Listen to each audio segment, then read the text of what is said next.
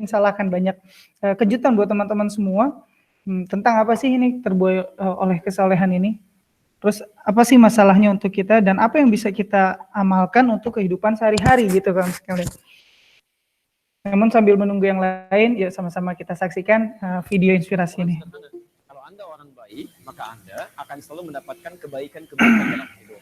Anda orang baik, ketemu teman pasti yang baik lagi. Tidak akan bersatu dengan yang buruk. Anda terbiasa melihat yang baik-baik, melihat yang buruk akan nyambung, Pak. Anda senang lihat masjid, lihat Quran, lihat tayangan yang baik-baik. Begitu lihat tayangan yang jelek, Anda akan langsung palingkan, karena nggak biasa. Ibu terbiasa berkata yang baik-baik, itu tidak akan pernah menemukan kosakata yang buruk, karena nggak nyambung. Tapi yang penting Anda catat adalah ketika Anda akan menjadi baik, itu lawannya pasti akan ada celah, tantangan dari yang buruk. Di setiap Anda menuju kebaikan, maka Anda akan berhadapan dengan tantangan keburukan yang menguji Anda apakah serius atau tidak ingin mencapai kebaikan ini. Seperti halnya ketika seseorang berbuat buruk, dia pun akan mendapat peringatan dari sifat-sifat baik agar dia mengoreksi diri meninggalkan sifat buruknya. Contoh, Anda misalnya sebelumnya nggak pernah ikut taklim, tiba-tiba sekarang mau ngaji, mau ikut taklim, itu nggak mudah. Tiba-tiba di jalan ketemu dengan teman, biasa ngumpul, sekarang mau ngaji. Mau kemana nih? Ngaji, tuh, udah soleh sekarang.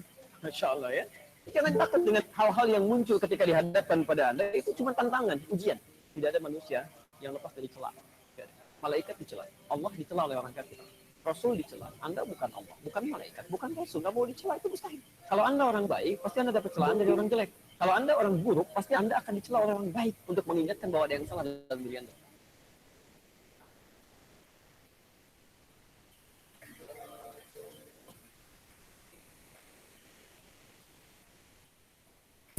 Itu dia. Yang baik akan selalu bertemu dengan yang baik dan yang buruk akan selalu bertemu yang buruk. Tapi ada kalanya yang baik akan diuji dengan yang buruk. Begitupun yang buruk akan senantiasa diingatkan oleh yang baik.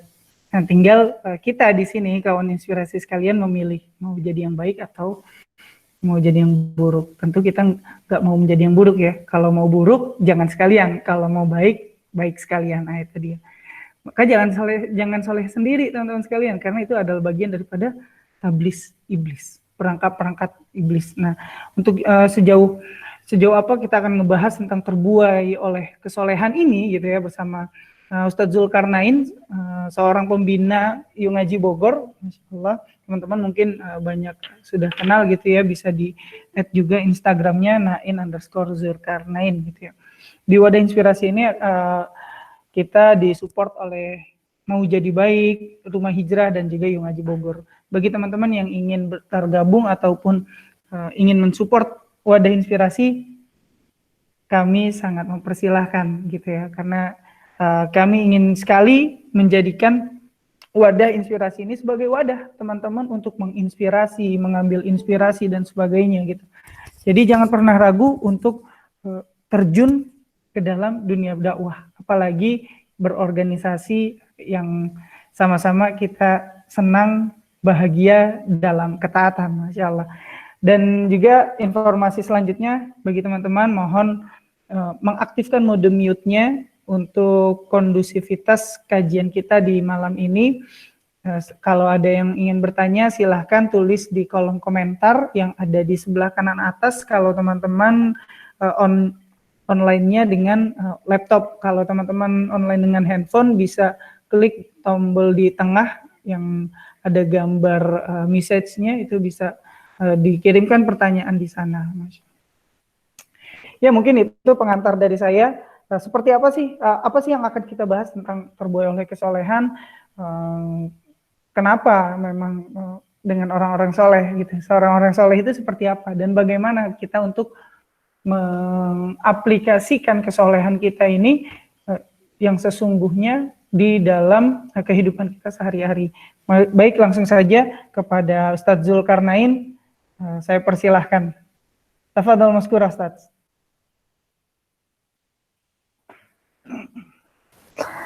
Baik. Bismillahirrahmanirrahim. Assalamualaikum warahmatullahi wabarakatuh.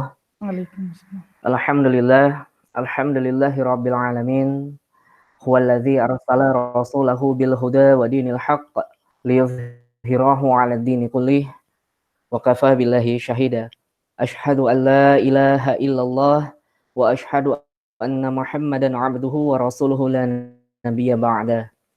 Qala Allah Ta'ala fi kitabihil karim, a'udzu billahi minasyaitonir rajim. Ya ayyuhalladzina amanu kutiba 'alaikumus shiyam kama kutiba 'alal ladzina min qablikum la'allakum tattaqun. Alhamdulillah, puji syukur kehadirat Allah. Kita malam hari ini Allah perkenankan bertemu dengan bulan Ramadan yang udah kita tunggu-tunggu paling tidak 2 bulan sebelumnya. Sejak bulan Rajab kita sudah betul-betul menunggu, menantikan apakah kita termasuk ke dalam golongan orang-orang yang masih diberikan kesempatan ketemu dengan bulan Ramadan. Alhamdulillah Allah masih izinkan. Alhamdulillah Allah pilih kita untuk sama-sama dijamu di bulan Ramadan ini. Walaupun memang bulan Ramadan tahun ini kita dapati kondisinya sedikit berbeda. Ya, karena kita menghadapi bulan Ramadan itu di tengah sebuah wabah yang mungkin kita dulu nggak pernah terbayang di negeri kita, atau kita nggak pernah terbayang bakal hidup dalam suasana wabah. Mungkin bagi kita yang misalnya dulu itu game favorit di di PlayStation itu kan salah satunya adalah Resident Evil ya, menceritakan tentang kondisi sebuah kota yang akhirnya terisolir gara-gara wabah virus yang membuat penduduknya menjadi zombie. Ya, tapi itu dalam game. Nah, ini tiba-tiba kita mendapati suasana yang kurang lebih mirip gitu ya. Kita hidup di dalam sebuah himbauan, ada arahan-arahan untuk melakukan social distancing, sehingga banyak aktivitas-aktivitas perkumpulan yang tidak bisa dilaksanakan secara offline. Tapi kita masih bisa menuntut ilmu, kita masih bisa sama-sama hadir di majelis-majelis ilmu, hadir di taman-taman surga walaupun dalam ranah online, tapi mudah-mudahan pahalanya tetap sama. Mudah-mudahan para malaikat juga saat ini sedang menyebut-nyebut nama kita dan memohonkan ampunan atas kita. Salawat beserta salam senantiasa tercurah limpahkan kepada Rasulullah Muhammad sallallahu alaihi wasallam, sosok manusia agung, sosok manusia mulia, sosok manusia yang dikatakan uswatun hasanah, sebaik-baik contoh, sebaik-baik teladan bagi kita semua, sebaik-baik manusia yang seluruh aspek kehidupannya semuanya isinya adalah kebaikan. Dan gak henti-hentinya juga kita memohon kepada Allah dengan solawat-solawat yang kita lantunkan, dengan syahadat yang sering kita ikrarkan. Mudah-mudahan nanti di yaumil akhir Rasulullah menandai kita menjadi bagian dari umatnya, dan Rasulullah mengajak kita untuk sama-sama memberikan syafaatnya, serta kita bisa sama-sama berkumpul di dalam surganya Allah bersama para nabi dan rasul. Alhamdulillah teman-teman yang dirahmati Allah, ya kita ketemu lagi di satu Ramadan, dan sekarang sudah malam kedua Ramadan, di mana kita sama-sama sudah memahami bahwa bulan Ramadan adalah bulan yang penuh dengan keistimewaan, bulan yang penuh dengan dalam tanda kutip obral pahala dari Allah Subhanahu wa taala kepada kita. Bahkan obral ini sudah dimulai dari sejak bulan Rajab sebenarnya ya. Bulan Rajab, bulan Sya'ban itu banyak keutamaan-keutamaan yang bisa dilakukan oleh setiap hamba yang beriman pada Allah dan Rasul-Nya. Dan puncaknya adalah ketika kita bertemu di bulan Ramadan ini, kita dijamu bareng-bareng di bulan Ramadan ini. 10 hari pertama adalah rahmat, 10 hari kedua adalah maghfirah, dan 10 hari ketiga adalah itqum minan nar, pembebasan dari api neraka. Mudah-mudahan kita semua mendapatkan keberkahan-keberkahan di bulan Ramadan ini. Dan juga kita betul-betul memohon agar sebagaimana yang senantiasa atau sering terjadi, bahwa yang namanya wabah di negeri-negeri kaum muslimin biasanya diangkat ketika peralihan musim, dan peralihan musim itu adalah salah satunya di bulan Ramadan. Kita betul-betul berharap masuknya ke bulan Ramadan ini menandakan juga bahwa Allah akan segera mengangkat wabah ini dari dunia ini ya. Dan sebaliknya Allah akan menggantikan wabah ini dengan curahan-curahan hidayah kepada setiap hamba-hambanya. Teman-teman yang dirahmati Allah, kita ketemu dalam sebuah tema yang memang ini tema sebenarnya lanjutan dari pertemuan kita beberapa waktu lalu. Beberapa waktu lalu kita sudah sempat membahas bahwa ada dosa-dosa, ada kesalahan-kesalahan yang dilakukan oleh manusia, padahal manusia-manusia ini mengaku beriman pada Allah dan Rasul-Nya. Mereka mengaku sudah menjalankan perintah-perintah Allah, mereka mengaku sudah komplit melaksanakan rukun Islam. Ya, jadi mereka sudah komplit tuh melaksanakan mulai dari syahadat. Mereka sudah melaksanakan sholat, sholatnya nggak putus, insya Allah sholatnya nggak pernah bolong. Sholat 5 waktu nih ya. Kemudian mereka melaksanakan saum di bulan Ramadan. Bayangkan aja saum di bulan Ramadan itu kalau usia seseorang itu sudah mencapai 50 tahun aja, berarti paling tidak dia sudah ya kurang lebih 40-an kali dia sudah ketemu dengan Ramadan. Artinya wah betul-betul ngerasa kayaknya udah lulus lah ya, sholatnya udah lulus, udah ngerasa lulus, saum Ramadan sudah merasa lulus, kemudian zakat juga ini kan berbarengan dengan saum Ramadan. Apalagi ketika ditutup dengan puncaknya dari rukun Islam yaitu melaksanakan ibadah haji. Sehingga banyak orang-orang yang ketika sudah melaksanakan rukun Islam yang 5 ini, mereka mencukupkan dirinya. Seolah-olah mereka mulai merasa, ya sudah, berarti Islam sudah lengkap dalam diri saya. Berarti saya sudah berhak dong memohon surganya Allah gitu ya. Berarti nggak butuh lagi nih dengan yang lain, kurang lebih seperti itu. Saya jadi teringat beberapa waktu, ya beberapa tahun ketika pertama-tama saya mulai berkecimpung dalam aktivitas dakwah. Kan kalau kita sudah mulai berkecimpung dalam aktivitas dakwah, kita akan melalui fase pembinaan. Ya sebut saja namanya halqah gitu ya. Halqah mingguan. Kita dibina secara mingguan di sana. Dan kemudian suatu waktu pas saya itu mau berangkat ke aktivitas halqah, seorang teman datang. Teman sohib banget ini datang ke rumah, kemudian dan karena di masa itu kita masih belum terbiasa menggunakan handphone, jadi memang tanpa janjian dia datang ke rumah. Nah datang ke rumah sementara saya mau berangkat, kemudian dia nanya kan, mau kemana In? Mau halqah, apa tuh halqah? Mengaji gitu ya, mengaji. Dan karena teman ini juga termasuk orang yang kritis, dia malah nanya gitu, dia nanya lagi, kenapa harus ngaji? Memangnya di rukun Islam ada ngaji? Nah itu loh, memangnya di rukun Islam ada ngaji? Pertanyaannya benar, ya kan? Nah, kalau kita mau jujur ya pertanyaan dia itu benar. Di rukun Islam itu nggak ada kata-kata ngaji. Rukun Islam itu ya cuma 5 tadi, syahadat, sholat, puasa, zakat, dan haji. Sama sekali tidak ada aktivitas ngaji di sana. Nggak ada diminta kita itu untuk melakukan thalabul ilmi di dalam rukun Islam. Nah tapi maka kita akan jawab, bahwa Islam memang nggak hanya mencukupkan untuk para pemeluknya hanya memenuhi diri dari rukun Islam itu aja gitu kan. Dan ini yang menggelitik kita belakangan ini kawan-kawan sekalian yang dirahmati Allah. Kenapa? Karena bangkitnya sebuah peradaban, bangkit dan mundurnya sebuah peradaban ya. Bangkit dan mundurnya sebuah peradaban itu tidak ditandai dengan bangkit dan majunya teknologinya. Ya kan? Saya yakin bagi kita yang udah rutin ikut kajian-kajian keislaman, kayaknya udah sering dengar kata-kata seperti ini. Bangkit dan runtuhnya sebuah negara atau peradaban manusia tidak ditandai dengan bangkit atau runtuhnya teknologi yang mereka miliki. Ya sebagai contoh kita lihat saja negara-negara yang saat ini ya secara teknologi itu maju banget ya. Secara teknologi maju banget, secara kehidupan sosialnya kelihatan, secara lahirnya itu kelihatan rapi, bersih gitu kan. Tapi ternyata dalam kehidupan sosial mereka menyimpan borok yang luar biasa. Jepang contohnya. Jepang itu negeri yang tingkat bunuh dirinya cukup tinggi kan. Kemudian negara lain, ya termasuk negara-negara peradaban barat lah.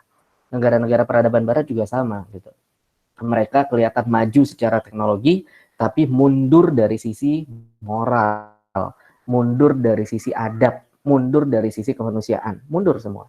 Nah, maka kita sama-sama tahu gimana caranya membangkitkan lagi peradaban manusia ini supaya sesuai dengan fitrah kemanusiaan. Oke, kita udah sama-sama tahu bahwa bangkitnya itu harus dengan proses berpikir. Berpikir tentang apa? Berpikir tentang setidaknya 3 hal aja. Berpikir tentang dari mana kita berasal, kemudian nanti kita mau kemana dari kehidupan ini. Nah kalau sudah terjawab 2 ini, maka terjawablah yang di tengah. Maka kita di dunia ini mau ngapain, kan seperti itu. Nah terkait dengan judul yang kita angkat pada malam hari ini, Wadah Inspirasi ingin mengingatkan kita semua bahwa momentum Ramadan ini memang membuat suasana kesolihan itu tiba-tiba meningkat. Ya kan?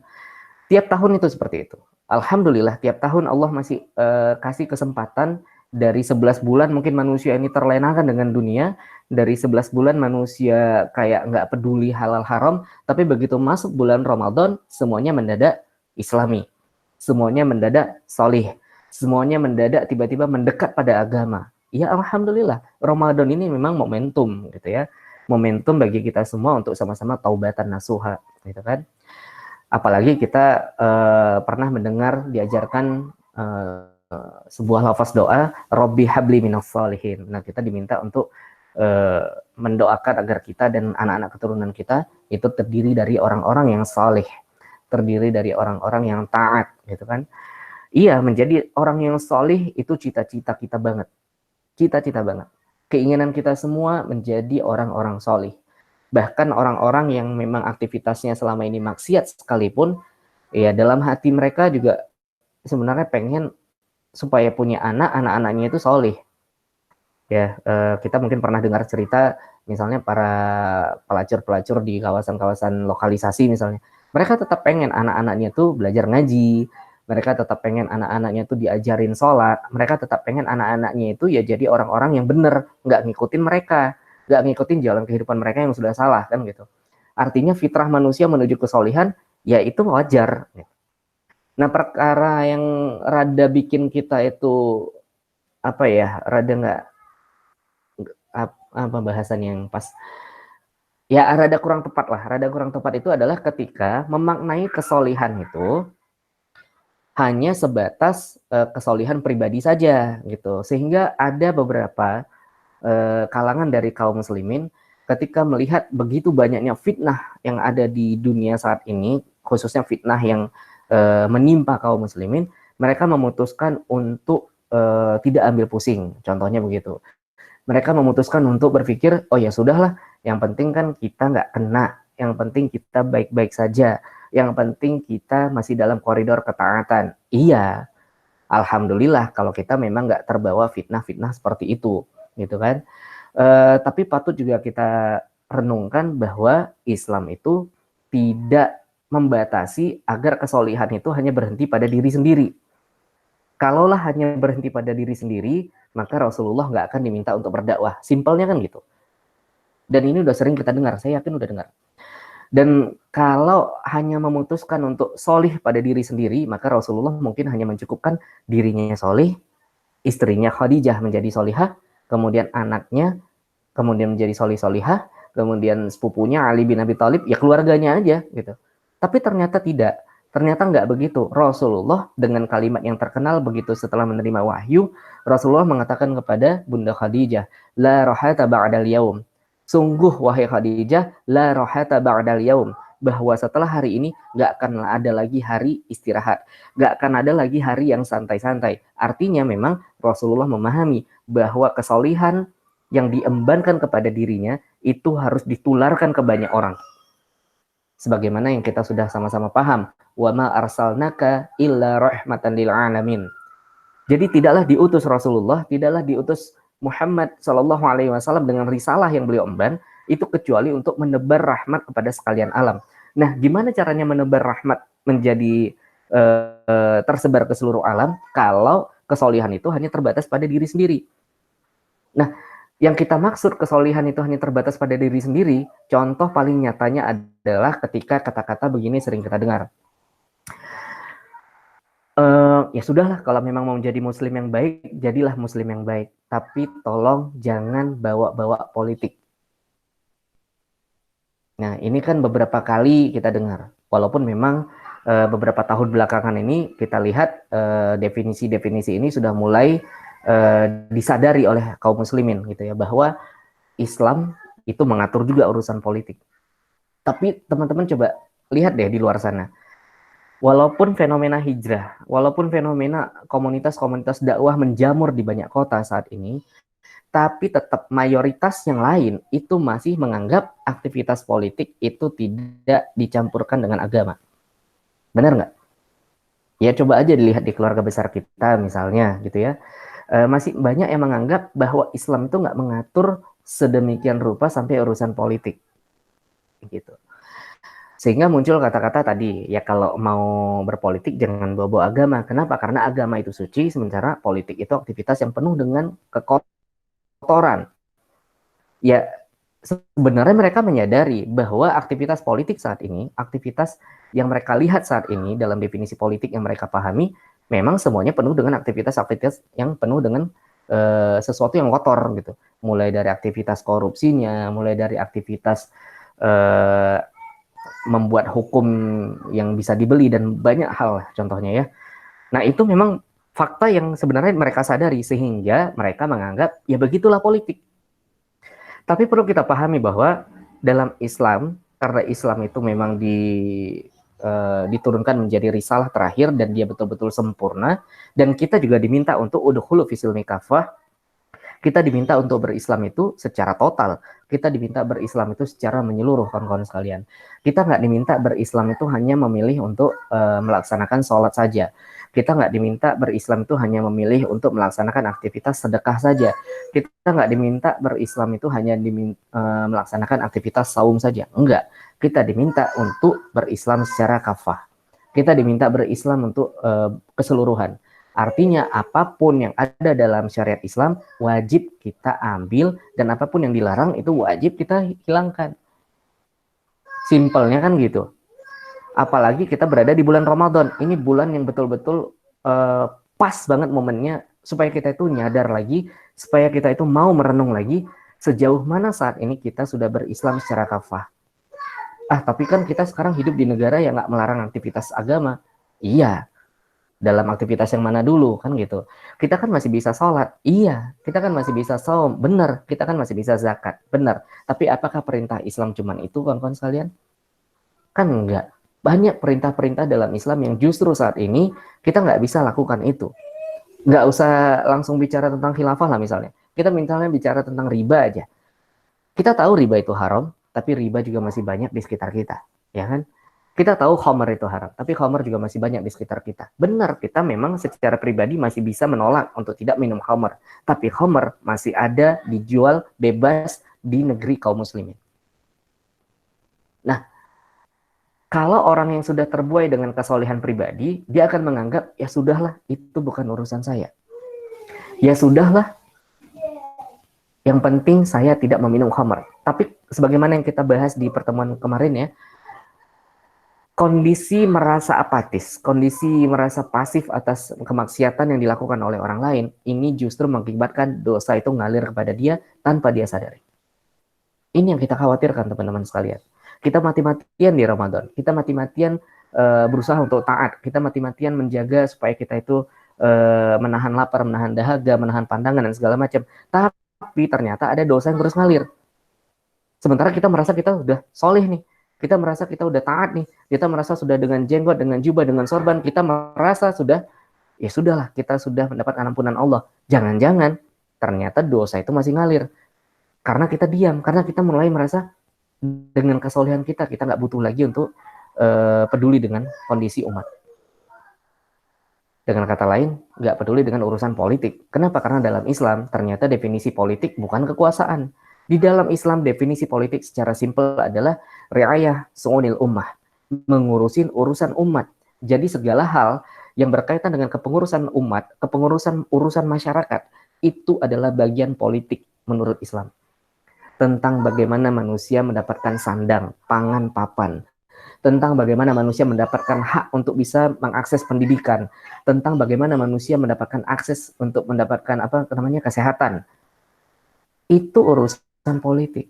Jadi kalau ada orang misalnya saat ini merasakan, ya sudahlah, yang penting saya sholat taat, yang penting saya sholat bisa khusyuk, yang penting masjid bisa terbangun, tapi dia ngeluh misalnya kalau misalnya harga BBM naik. Lah, itu urusan politik. Karena selama ini mungkin kita merasa abai, kita merasa itu bukan bagian dari urusan yang diatur dalam Islam, tapi tetap ngeluh. Nah, ini kan lucu kan? Nah, makanya di sini kita coba pahami dulu. Kalau tadi Jovan sudah sempat sebutkan, ada talbis iblis. Jadi iblis itu ternyata, ya kita tahu, iblis itu pro ya. Iblis itu adalah penggoda profesional. Dia sudah menggoda mulai dari Nabi Adam alaihissalam. Dan tergoda loh. Jadi manusia pertama saja itu pernah tergoda oleh bujuk rayunya iblis. Dan sejak saat itu sampai hari ini, iblis itu paham sekian banyak karakter manusia. Lah kalau Nabi Adam saja pernah tergoda, apalagi kita, kan gitu. Dan kita itu ternyata hampir setiap hari berhadapan dengan pintu-pintu jebakan godaan iblis. Memang iblis menggoda mulai dari pintu-pintu kemaksiatan. Tentu aja kayak gitu. Jadi iblis itu mulai mengemas yang namanya kemaksiatan itu seolah-olah terlihat indah, kan gitu. Yang namanya kemaksiatan terlihat baik. Ya contohnya riba tadi kan. Riba tadi dianggap menjadi sistem penopang ekonomi yang cukup baik sehingga diterapkan dalam sebuah negara. Dianggap baik. Dianggap mendatangkan keuntungan. Riba tuh. Oke. Terus apalagi ya iblis juga mengemas seolah-olah aktivitas karena mereka mulai menganggap dan pacaran gimana caranya kita bisa mengenal antara calon pasangan kita. Kan mulai dihiasin pandangan-pandangan godaan dari iblis. Kemudian iblis mencoba mengemas lagi kemaksiatan-kemaksiatan lain dalam perkara-perkara yang seolah-olah terlihat itu adalah kebaikan. Tapi iblis juga paham kalau seorang hamba Allah, kalau seorang manusia nggak mampu dia goda dari pintu-pintu kemaksiatan tadi, dari pintu zina dia nggak mempan, dari pintu riba dia nggak mau, dari pintu khamar nggak juga, dari pintu judi nggak juga, dari pintu syirik apalagi enggak. Tapi iblis mampu menggoda kita dari pintu, justru dari pintu ketaatan. Ketika kita sholat, iblis malah senang nih kita sholat. Oh ya udah, fokus aja dengan sholatmu. Fokus aja tentang gimana caranya sholatmu bisa khusyuk. Udah nggak usah urusin lagi urusan orang lain. Lah sholat aja belum bener sok ngurusin orang lain. Nah kan gitu. Ada kata-kata seperti ini. Ada kata-kata kayak, alah kita ngeluruskan saf berjamaah aja sulit. Udahlah ini aja dulu. Nggak usah dulu mikirin urusan-urusan yang lain gitu. Fokuslah pada urusan ini dulu. Nah ini hati-hati. Jangan-jangan ini adalah salah satu talbisnya iblis. Kita fokus aja kepada sholat. Kita fokus aja tentang gimana caranya kita bisa khusyuk dalam sholat. Tapi kita malah mengabaikan urusan-urusan kaum muslimin yang lain. Sementara Rasulullah mengancam hal seperti itu. Apalagi ya teman-teman sekalian yang dirahmati Allah. Kalaulah kita berbicara cita-cita kita menjadi orang solih. Kita berbicara cita-cita kita, keinginan kita agar kita menjadi orang-orang yang takwa, ya kan? Sebagaimana ayat yang tadi kita bacakan, ya ayyuhalladzina amanu kutiba alaikumusiyam kama kutiba alal ladzina min qablikum la'allakum tattaqun. Iya benar. Bahwa yang namanya saum kata Allah, output yang diharapkan adalah menjadi orang-orang yang takwa. Dan ini saking seringnya dibawakan di dalam bulan Ramadan, rata-rata kita bakal menganggap, oh kalau mau takwa itu harus dengan saum. Tapi ternyata di dalam Al-Qur'an kawan-kawan sekalian yang dirahmati Allah, kata-kata la'allakum tattaqun itu Allah nggak cukup menggunakannya hanya di ayat Al-Baqarah yang tadi. Bukan tentang saum aja ada la'allakum tattaqun.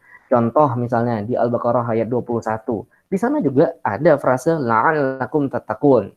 Kemudian di Al-Baqarah ayat 179. Walakum fil qisas hayata ya aulil albab la'allakum tattaqun. Nah, ini juga ternyata Allah minta kalau dalam hukum kisos itu ada kehidupan. Kemudian ujungnya la'allakum tattaqun. Artinya kalau kita mau adil, kalau kita mementingkan saum dengan tujuan menjadi la'allakum tattaqun, harusnya kisos juga dapatkan perhatian yang sama, kurang lebih begitu. Cukup? Enggak lagi. Di Quran surat Al-An'am misalnya, ayat 153 juga sama. Ujungnya adalah la'allakum tattaqun. Jadi kalau dari contoh ayat-ayat ini aja, maka untuk menjadi orang-orang takwa enggak cukup hanya dengan saum kawan-kawan sekalian. Nggak cukup hanya dengan puasa. Nggak cukup. Artinya ada hal-hal lain yang harus kita penuhi. Kalau menjadi takwa, sebagaimana yang dikatakan oleh Imam Ali bin Abi Thalib, bahwa takwa itu kurang lebih cirinya ada 4, maka untuk mendapatkan keempat ciri ini nggak cukup hanya dengan puasa. Maka ketakwaan ini jelas hanya bisa diwujudkan kalau sistem kehidupan kita itu menerapkan Islam secara kafah. Ya contoh simpelnya, kalau kita mau ambil pengibaratannya adalah ketika kita masuk kepada mall dengan segala kemewahan mall itu, kemudian kita masuk ke pasar tradisional. Dua kondisi yang bertolak belakang. Dua kondisi yang betul-betul beda jauh nih. Pasar tradisional dengan mall. Oke lah di pasar tradisional, yang kebayang sama kita penuh dengan ya ada lalat terbang lah, ada sampah di mana-mana lah, becek, kemudian apalagi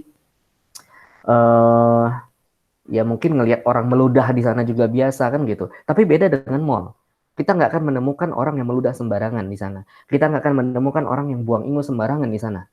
Kenapa? Karena itulah sistem. Kalau di dalam sistem kehidupan Islam yang luar biasa sempurna itu, maka disitulah akan terbentuk kesolihan-kesolihan yang bukan hanya kesolihan pribadi. Orang lain dengan terpaksa akan mengikuti untuk bisa sama-sama menjadi taat. Walaupun di awalnya dia merasa,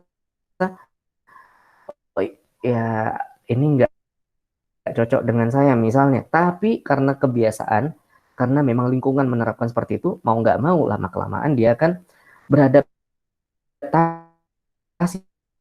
dengan kesolihan. Lama-kelamaan dia akan lama-kelamaan dia akan terbiasa untuk menutup aurat. Lama-kelamaan dia akan terbiasa untuk menjaga pandangan. Kenapa? Karena sistemnya mendukung.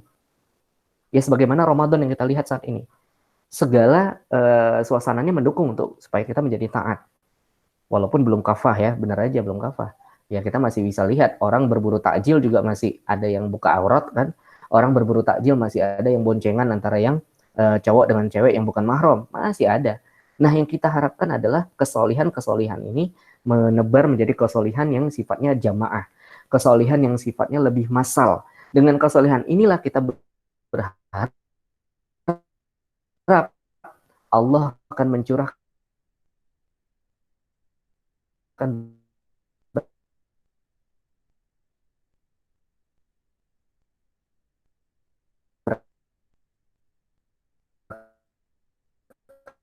dari langit dan dari dalam bumi. Itu sih intinya. Jadi jangan sampai kita menjadi orang-orang yang terbuai dengan kesolihan, apalagi mengatasnamakan sunnah. Ini ada kita temukan Rasulullah. Fokuslah kepada hidup ke definisi as-sunnah itu tidak hanya terbatas pada perkara-perkara pribadinya Rasulullah. Benar, melihara janggut adalah sunnah. Benar, di atas mata kaki adalah bagian sunnah. Tapi ada sunnah yang lebih tinggi dari itu semua. Sebagaimana saya kutip dari pernyataannya Ustadz Umar Mita. Sunnah paling tinggi di antara itu semua adalah kepedulian, teman-teman sekalian. Jadi di suatu saat Ustadz Umar Mita itu pernah cerita, beliau sempat merasa, dirinya itu ya kurang lebih sudah melaksanakan aktivitas dakwah kemana-mana lah ya. Tapi ternyata ketika suatu waktu makan bakso di dekat rumahnya bersama keluarganya, Ustadz Umar Mita menemukan ada seorang pengamen yang ternyata kehidupannya itu ya kayak yang kemarin kita lihat kali ya. Kita kemarin kan dikejutkan dengan berita Ibu Yuli yang hanya karena minum air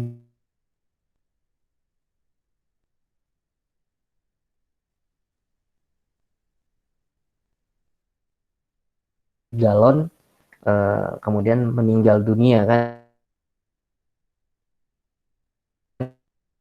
di tengah wabah ini. Jadi wabah ini memang damai yang ternyata begitu miris kehidupannya. Intinya gini deh, jadi Ustadz Umar Mita tuh merasa, lah ada anak seperti ini dekat rumah saya. Saya itu dakwah kemana-mana, saya tausiah kemana-mana, saya menyeru orang kemana-mana, sementara sekeliling rumah saya tuh masih ada yang begini. Itu sunnah yang paling tinggi teman-teman sekalian. Kepedulian. Inilah yang membuat para sahabat itu betul-betul merasakan kepedulian kepada saudaranya itu di atas kepeduliannya terhadap dirinya bahkan. Makanya Sayyidina Abu Bakar radhiyallahu anhu misalnya mampu untuk menginfakkan seluruh hartanya di jalan dakwah. Dan bahkan Sayyidina Abu Bakar itu membebaskan banyak budak-budak yang di fase Mekah ketahuan masuk Islam, kemudian disiksa oleh majikannya. Abu Bakar tuh banyak membebaskan. Yang salah satunya adalah Bilal bin Rabah yang beliau bebaskan. Apa yang mendorong itu semua kalau bukan karena kepedulian? Dan ingat, Rasulullah juga menyatakan itu. Dalam beberapa hadisnya Rasulullah mengatakan, yang kurang lebih artinya adalah tidak beriman di antara kalian kalau kalian itu bisa tidur dengan perut kenyang sementara tetangga kalian kelaparan dan kalian tahu. Dari hal ini aja Rasulullah sebenarnya sudah mengecam banget kalau kita itu hanya mementingkan kesolihan diri kita sendiri. Kita mementingkan keluarga kita sendiri. Kita mementingkan golongan kita sendiri. Sementara golongan yang harusnya diperhatikan oleh kita semua adalah golongan kaum muslimin. Ketika Rasulullah bilang kita itu ibarat satu tubuh, ya artinya kita itu mulai dari kepala sampai ujung kaki adalah satu bagian. Dan begitulah harusnya kondisi umat saat ini. Di belahan dunia manapun dia berada, itu adalah saudara yang kalau dia menderita, penderitaannya juga kita rasakan. Nah, begitu ya kawan-kawan sekalian yang dirahmati Allah. Jadi jangan sampai kita menjadi orang-orang yang terbuai dengan kesolehan-kesolehan pribadi semata, tapi juga harus diiringi. Jadi kesolehan pribadi ini bukan harus dihilangkan, tapi harus diiringi juga dengan meningkatkan kepedulian kita terhadap yang lain. Khususnya dari sisi apa? Tadi kita betul-betul berharap agar orang-orang di sekitar juga, orang-orang di sekitar kita ini juga merasakan kenikmatan untuk bisa sama-sama hidup dalam naungan Islam. Ya simpelnya apa? Ya hidup dalam aturan Islam, hidup dalam masyarakat yang menerapkan Islam secara kafah. Mungkin itu yang bisa saya sharingkan pada kesempatan kali ini. Saya kembalikan lagi kepada Jovan. Tafadhol. Assalamualaikum warahmatullahi wabarakatuh. Waalaikumsalam warahmatullahi wabarakatuh. Masya Allah. Alhamdulillah. Terima kasih Ustaz Zulkarnain. Masya Allah. Jelas banget ya bagi kita, ternyata tidak cukup hanya dengan solih sendirian gitu ya. Sebagaimana Allah Subhanahu wa taala berfirman di surat Ibrahim kan, alam tara kaifa daraballahu masalan kalimatan thayyibah, kata Allah. Apakah kalian tidak memperhatikan permisalan daripada kalimat baik gitu ya, kata Allah Subhanahu wa taala. Kalimat baik itu seperti pohon yang akarnya menghujam, batangnya menjulang tinggi ke langit, dan buahnya bisa dirasakan oleh masyarakat yang ada di sekitarnya. Nah itu, kalau kalimat baik saja dipermisalkan seperti itu, tentu ini bisa jadi pelajaran bagi kita semua untuk menjadi orang yang kebaikan-kebaikannya semestinya tidak dirasakan oleh sendirian saja gitu, tapi orang lain di sekitar kita bisa mengambil manfaat dari itu, dari kebaikan-kebaikan kita gitu. Nah, Ustaz Zulkarnain, nih ada pertanyaan gini, misalnya kita ini kan, taruhlah kita ini orang sibuk, pagi ada yang sekolah gitu ya sampai sore gitu, apalagi kalau full day. Nah, lantas ada juga yang kerja gitu ya, ada yang mungkin jadi istri gitu ya. Nah, dari setiap peran ini, bagaimana kita bisa mengaplikasikan agar kita tidak terbuai oleh kesolehan diri sendiri gitu? Apa yang mesti kita lakukan, Ustaz?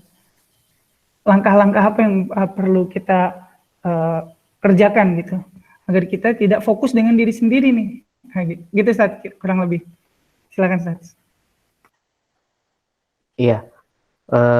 Ya benar banget ya, kalau kita saat ini memang hidup dengan peran yang berbeda-beda. Ada yang menjadi anak, ada yang menjadi ayah, ada yang menjadi ibu, ada yang menjadi kakek, ada yang menjadi karyawan, ada yang jadi mahasiswa.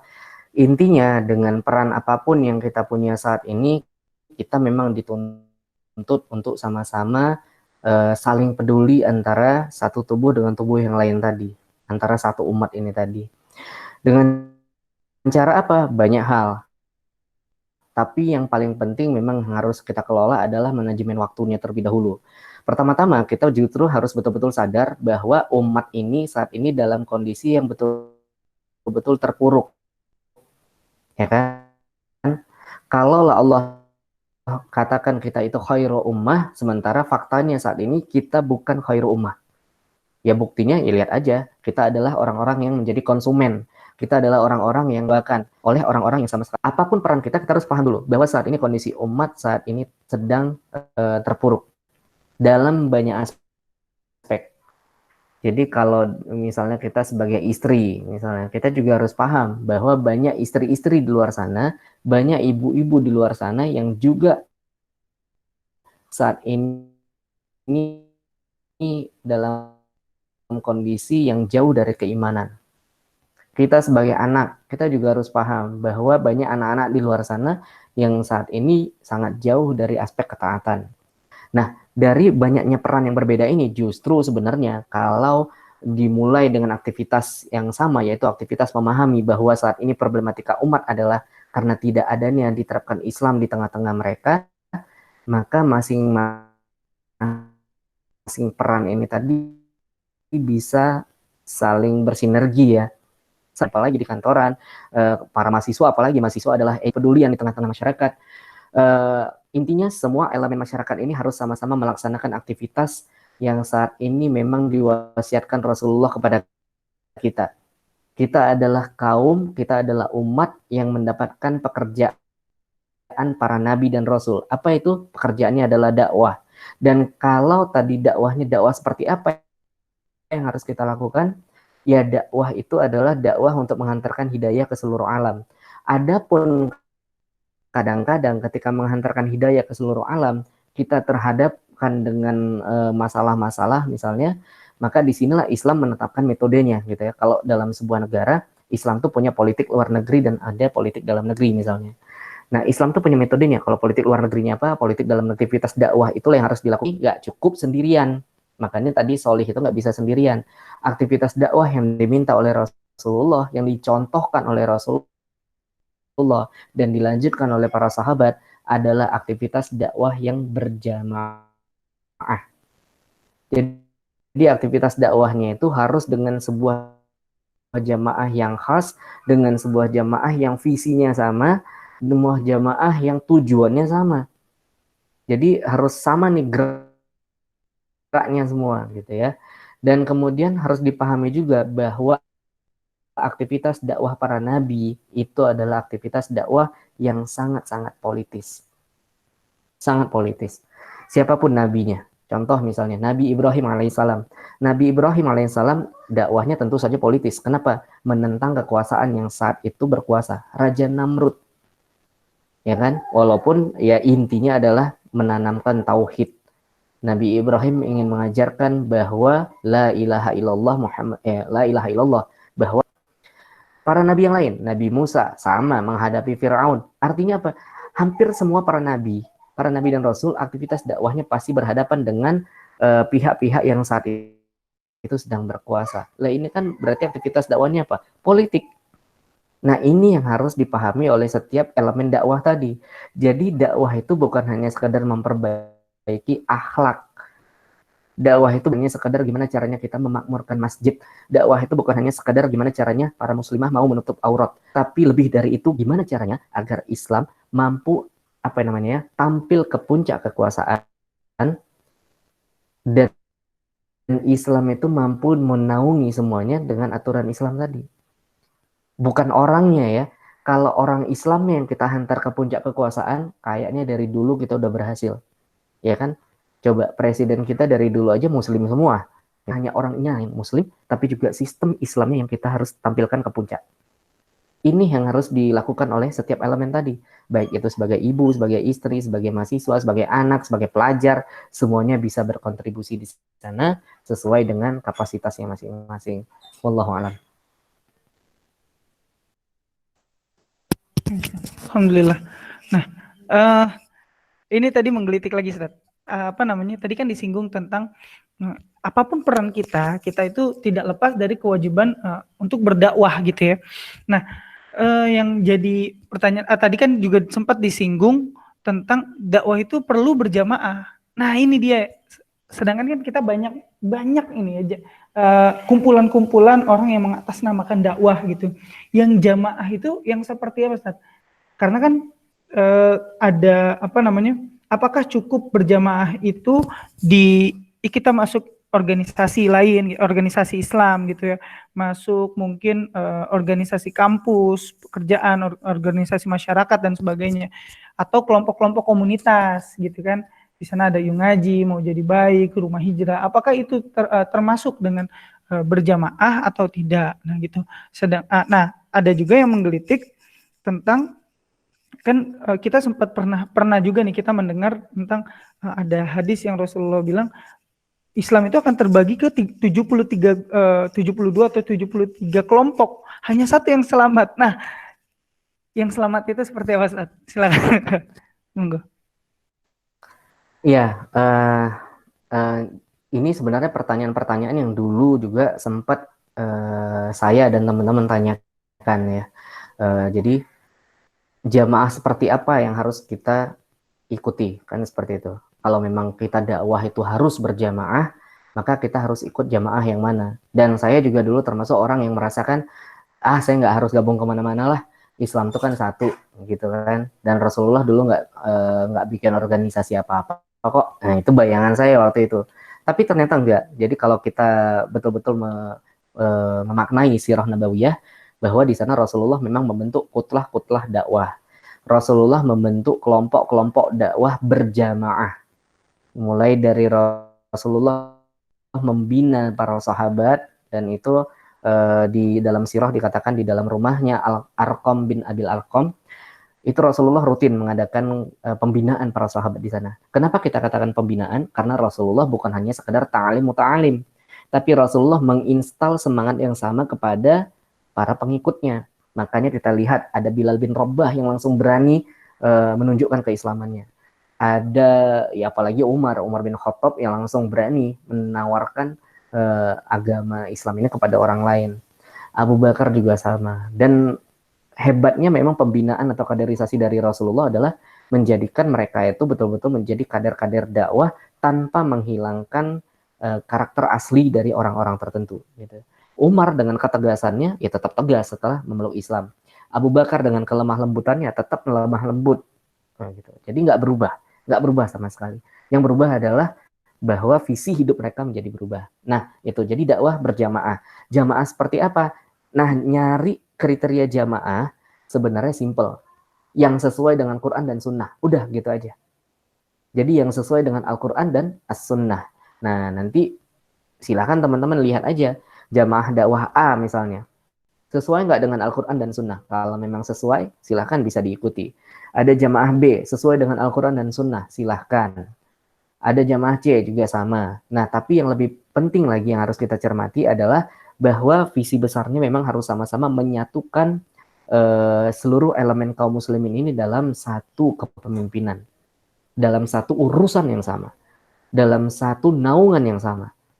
Kan siapapun yang namanya muslim, siapapun kalau dia namanya muslim, siapapun orangnya kalau sudah bersyahadat, maka dia juga wajib berislam secara kafah, kan sama. Gitu. Jadi adanya aturan untuk berislam secara kafah, ini bukan aturan organisasi tertentu, ini bukan aturan jamaah tertentu, ini adalah aturan agama kita.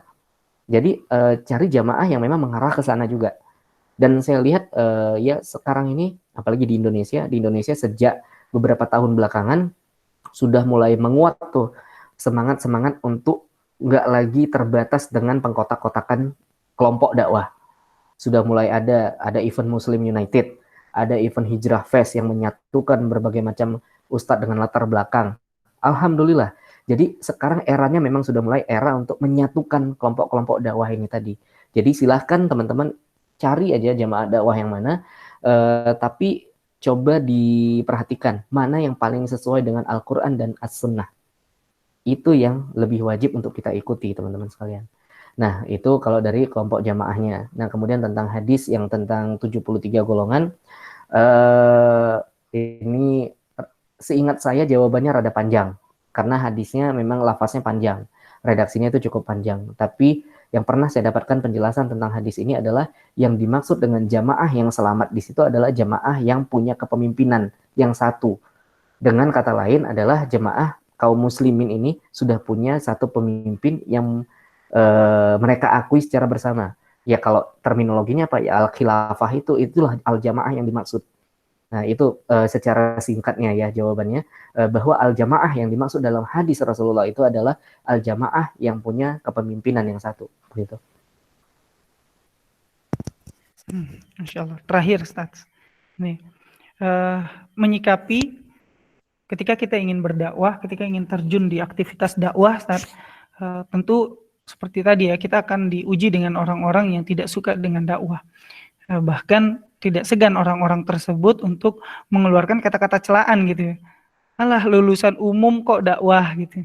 Ilmu kunci seperti nahu, sorof, adab, bayan, badi, ma'ani saja belepotan gitu kan ya. Sok-sok ngajarin orang. Nah itu menyikapi sikap-sikap seperti itu Ustaz. Gimana sikap kita Ustaz? Silakan Ustaz. Ya, jadi ketika kita memang memutuskan untuk aktif dalam aktivitas dakwah sebagai bukti bahwa kita nggak mau terbuai dengan kesolehan pribadi, ya alhamdulillah kalau betul-betul kesolehan pribadi itu udah mewujud ya dalam diri kita. Tapi begitu kita berkecimpung dalam dunia dakwah, memang kita bakal dihadapkan dengan beberapa tantangan. Ya, kita mungkin mengatakannya bukan kendala, tapi tantangan. Nah, tantangan-tantangan itu bisa jadi bentuknya adalah kata-kata. Selain tantangan yang bentuknya fisik, bisa jadi tantangan itu bentuknya adalah kata-kata. Nah, kata-kata ini adalah kata-kata yang seperti tadi, seolah-olah melemahkan, seolah-olah menjudge kita gitu ya. Nah, saya jadi teringat dengan sebuah frase dalam Sirah Nabawiyah ketika kaum muslimin itu pertama kali diminta Rasulullah hijrah ke Abasyah. Kenapa? Karena Raja Habasyah itu adalah raja yang adil, kata Rasulullah, walaupun memang dia belum muslim, jadi masih ahlu kitab, tapi dia raja yang adil. Nah, rombongan kaum muslimin yang hijrah ke Habasyah itu kan akhirnya disusul oleh perwakilan kaum Quraisy. Kaum Quraisy waktu itu mengutus Amr bin As, waktu itu belum menjadi muslim, mengutus Amr bin As untuk menemui Raja Habasyah dengan membawa hadiah-hadiah kepada rajanya, sambil ada iming-imingnya gitu. Setelah memberikan hadiah kepada Raja Habasyah, mulai ada kata-kata provokasi dari Amr bin As. Amr bin As mengatakan begini kepada rajanya, kurang lebih, wahai raja, tahukah engkau bahwa di negerimu saat ini ada pelarian dari negeri kami? Dan mereka itu siapa? Mereka itu adalah orang-orang muda yang nggak tahu apa-apa. Kurang lebih seperti itu ya redaksinya. Mereka adalah orang-orang muda, punya agama baru, nggak tahu apa-apa, latar belakangnya ya bukan siapa-siapa, kebanyakan pengikutnya adalah orang-orang rendahan, begitulah. Nah, ini kurang lebih kan sama. Narasi-narasinya ini kurang lebih mirip dengan yang kita hadapin saat ini. Jadi ketika kita berada di barisan dakwah, ada kata-kata seperti itu. Mereka itu siapa sih? Masih kecil kok. Mereka itu siapa sih? Masih muda, belum tahu lah tentang ilmu agama sama sekali. Nah, gitu loh. Jadi narasi-narasi ini sebenarnya adalah narasi yang berulang. Narasi yang senantiasa berulang. Maka jawabannya adalah sebagaimana yang dinyatakan oleh Ja'far bin Abi Thalib waktu itu. Jadi rombongan kaum muslimin itu dipimpin oleh Ja'far bin Abi Thalib, dan Ja'far mengatakan kepada Raja Habasyah, wahai raja, iya, kami adalah orang-orang yang dulunya menyembah berhala.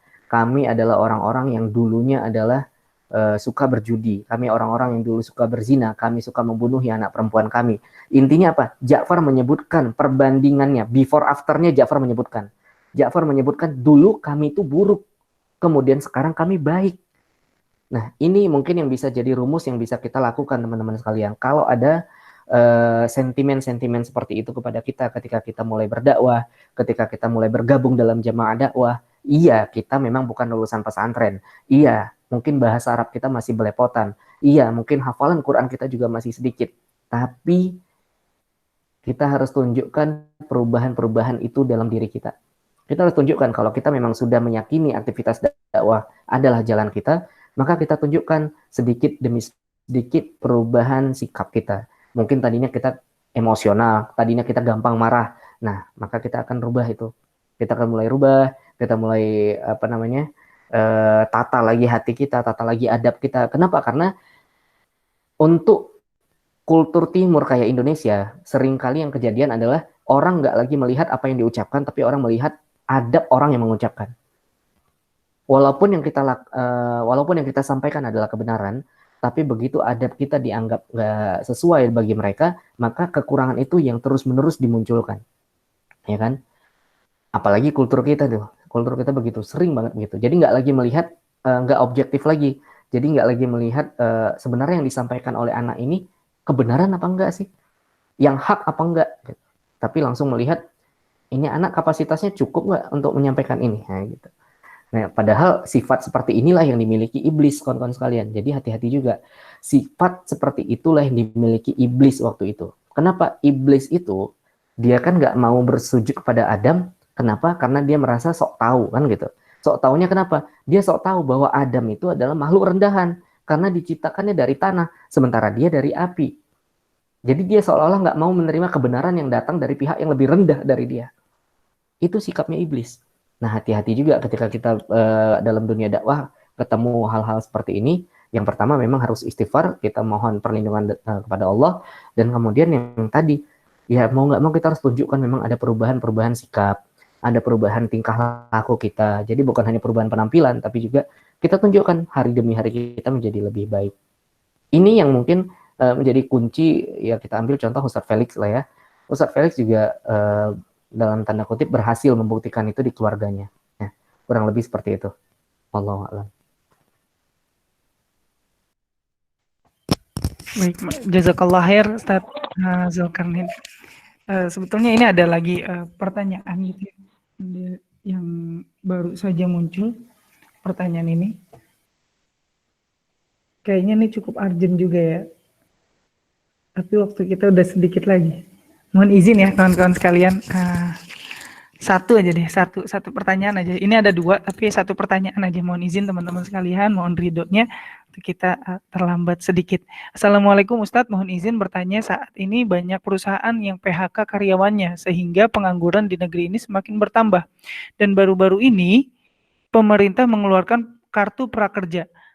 Ada sebagian orang itu bermanfaat, tapi ada juga yang tidak sama sekali. Menurut pandangan Ustadz itu seperti apa? Terima kasih Ustadz.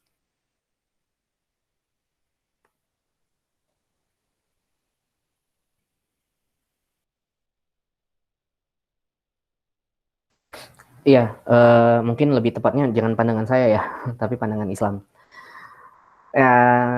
Jadi kalau di dalam Islam kita melihat fungsi seorang pemimpin, fungsi seorang penguasa itu kan dikatakan al-imamu junnah. Imam itu ibarat perisai, imam itu ibaratnya ya pelindung gitu.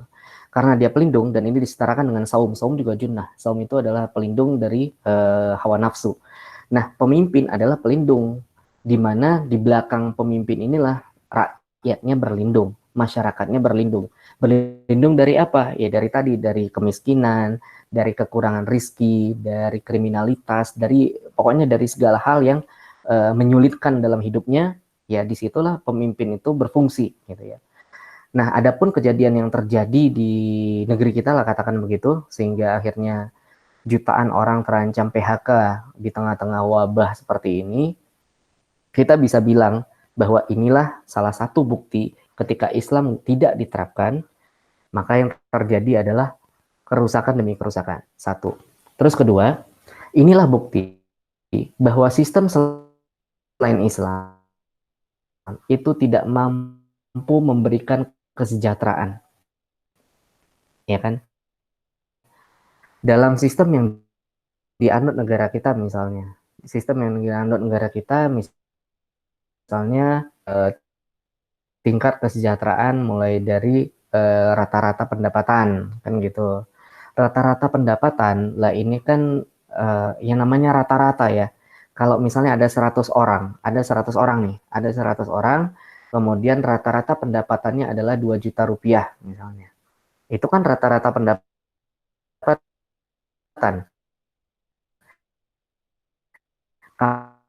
Kalau ada kata-kata rata-rata berarti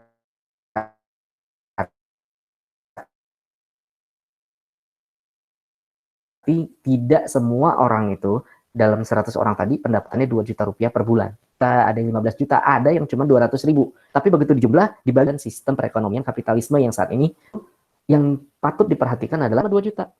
Nah, gimana caranya? Nah, inilah yang kita selalu sebut satu sendirian. Usaha nggak kuat, biaya produksinya terlalu besar. Sementara pengeluarannya besar, pendapatan mereka kan minim di tengah wabah saat ini. Jadi mau nggak mau pengusaha dengan terpaksa harus melakukan PHK, kan gitu. Nah, masalahnya kenapa bisa terjadi begitu? Karena sekarang juga ada kesalahan persepsi. Dalam sistem ekonomi kapitalis misalnya, yang menjamin kesejahteraan karyawan adalah siapa? Ya pengusaha. Ya si perusahaannya. Perusahaan yang harus menjamin kesejahteraan si karyawan. Kalau dalam Islam enggak, teman-teman. Dalam Islam, pengusaha dengan karyawan akadnya hanya sebatas gaji. Misalnya, saya mau gaji antum melakukan pekerjaan ini dengan gaji sekian juta rupiah per bulan. Antum ridho apa enggak? Kalau ridho terima, kalau enggak ridho ya silahkan. Hanya sebatas itu. Jadi pengusaha atau bos itu, atasan si pemilik perusahaan, itu sama sekali nggak punya kewajiban menjamin kesejahteraan si karyawan. Yang punya kewajiban menjamin kesejahteraan itu siapa? Pemimpin. Pemimpin negara. Itu dalam Islam. Nah, ini yang nggak kita temukan saat ini, teman-teman. Jadi kita hidup dalam suasana yang begitu kompleks. Kita mendapatkan gaji ya begitu tiap bulan, sementara dengan gaji itu kita harus memenuhi 6 kebutuhan pokok tadi, sandang, pangan, papan, pendidikan, kesehatan, keamanan. Kita harus penuhi dengan gaji kita tadi. Dan tentu saja itu nggak cukup. Kenapa? Karena sudahlah kita harus memenuhi itu dengan gaji kita, sementara di sana, di luar sana, harga untuk memenuhi ke-6 pilihan tadi itu juga senantiasa apa namanya, dibentuk dengan opini harus mendatangkan profit. Nah, jadi ini udah menjadi apa ya, sebuah permasalahan yang sangat-sangat sistemik. Nah, ini pandangan Islam. Jadi kalau misalnya kita melihat apa yang menyebabkan terjadinya PHK, apa yang menyebabkan terjadinya Ibu Yuli yang akhirnya cuman bisa minum air galon, apa yang menyebabkan seorang siswi kelas berapa usia 15 tahun bisa membunuh gitu kan? Itu kegagalan sistem. Kegagalan sistem saat ini untuk memanusiakan manusia. Secara simpelnya itulah pandangan Islam. Dan gimana caranya menghilangkan itu semua? Mau nggak mau, sistemnya harus diganti. Diganti dengan sistem yang memang sesuai, memang match gitu dengan fitrah penciptaan manusia. Ya sistem itu adalah syariat Islam. Mungkin itu ya. Wallahu alam. Waktunya aduh. Masya Allah, jazakallah khair. Masya Allah Ustaz. Ini mendalam sekali ya pembahasan kita saat ini sampai kepada pembahasan sistem sebuah negara. Bagi kawan-kawan semua yang masih kurang puas bisa langsung DM Ustaz Zulkarnain atau langsung DM ke Wadah Inspirasi insya Allah ya. Kawan-kawan semua yang dirahmati Allah, tak terasa gitu ya. Waktu juga yang akan memisahkan kita, Masya Allah. Tapi bagi teman-teman semua yang ingin memberikan kritik, saran gitu ya, agar Wadah Inspirasi ini bisa memberikan manfaat ke seluas-luasnya masyarakat, halayak ramai gitu ya.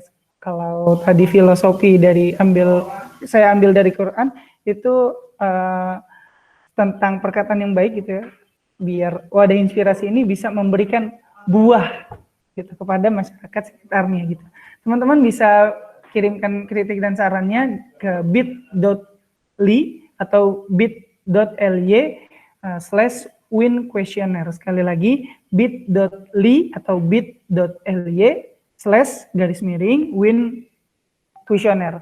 Nanti insya Allah setiap masukan teman-teman semua kita akan perhatikan dan kita akan adakan perbaikan-perbaikan, apalagi di bulan Ramadan ini. Dan tak lupa juga kawan-kawan sekalian, saya mengingatkan, yuk sama-sama kita ikut menyimak tentang mandi darah. Ini adalah serial spesial sejarah gitu ya bersama Chef Muhammad Isa, seorang penulis buku Amazing Rasulullah dan pemerhati sejarah dan peradaban Islam. Siapa sih Elizabeth Bathory dari Hungaria ini? Kok bisa-bisanya dia mandi darah gitu? Kok bisa-bisanya judulnya itu mandi darah gitu? Dan apa hubungannya dengan keislaman kita dan apa hubungannya dengan kaum muslimin? Nah, ini akan kita bahas tuntas bersama Kak Chef Muhammad Isa hari Sabtu besok gitu ya pukul 13 sampai 14 waktu Indonesia bagian barat di channel yang sama dan di ruang yang sama insya Allah. Teman-teman bagi yang ingin mengajak saudaranya, kawannya, kerabatnya bisa langsung share poster ini ke halayak ramai insya Allah.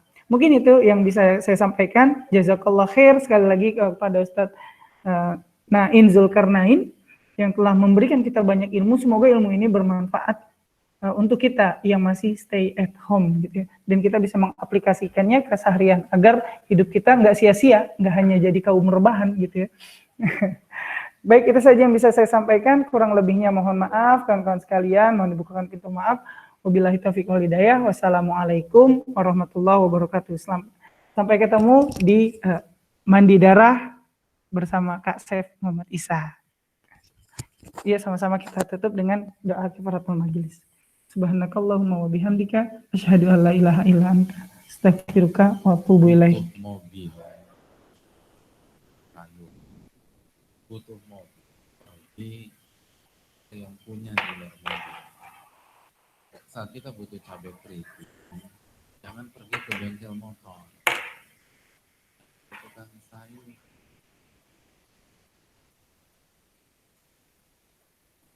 Nah, kalau kita ingin tenang, cari yang punya ketenangan.